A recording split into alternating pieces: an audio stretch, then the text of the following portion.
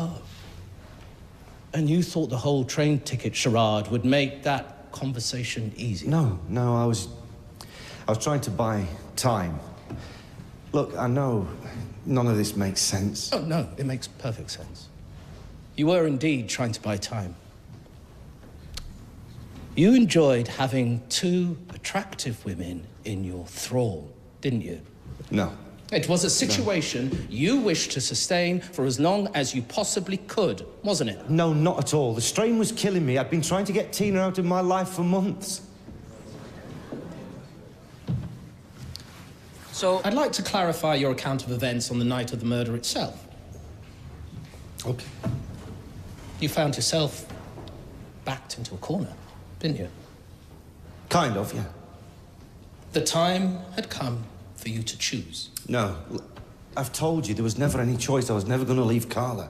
I loved her. She was having our baby. If we accept your own argument, then would you say that your wife and unborn child mattered more to you than anyone or anything else? Yes. But Tina McIntyre threatened all this. I never denied it, ever. Shortly before her death, you argued violently. Yes. You left her flat in a state of high agitation with scratches on your face, yes? Yes. You admit yourself that you lied to two witnesses about those scratches, correct? Yes, but that was only because I recall. Thank you. They then saw you enter the Ginnel at the rear of Coronation Street, where forensic evidence suggests that the murderer concealed the weapon and items stolen from Miss McIntyre's flat in your father's outhouse. Is that right? I never went anywhere near the backyard. I was having a ciggy to calm my nerves. As well you might. Can you account for why your fingerprints were on one of the stolen items? A bracelet belonging to Miss McIntyre's flatmate. Well, I must have picked it up after Deirdre brought it in from the yard, that's all. Do you know when? No. Do you know why? No, I don't remember. I see. When you left the Ginnel, you sought out your wife to tell her about the affair. Yes. Now, why would I do that if I knew that Tina was dead? Wasn't that precisely the reason you did it? Realizing the evidence overwhelmingly to your guilt, you needed to create a smokescreen, didn't you? No, not at all. It was the only thing you could do that might suggest your innocence. What, aside from the fact that I didn't do it? In the aftermath of Miss McIntyre's death, you knew news of the affair might leak from any number of sources. You were both muddying the waters and trying to minimize the fallout from your infidelity. Isn't that what your confession was all about? No, it was time to tell the truth. Have you got any idea what I was going through? I was at breaking point.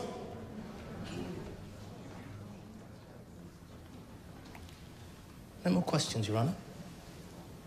How long have you smoked, Mr. Barlow? Oh, since I was a kid, 15, 16. Terrible, I know, but there you go. Did you feel you could confront your wife without having a cigarette first? No way. And why did you smoke it in the Ginnel rather than outside the pub? Because Norris and Mr. Cole and Miss Taylor were still there, and the landlady doesn't like it. Not that that bothered me. This is all rehearsed. Why did you tell your wife everything?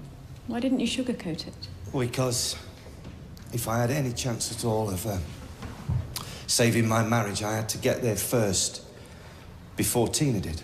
What did you think Tina would do? I thought she was going to storm round there and tell her everything in her own words, you know. When? Right then. You know, that night. No, he didn't. He thought she was already dead. What did your wife say in response to this shocking and unexpected confession? Well, she wanted to know when it started. How did you answer? I just told her the truth. That it had happened on our wedding night. She'd had a few too many drinks and she was already in bed, and that's when I first kissed Tina. And who else knew about this unsavoury little detail?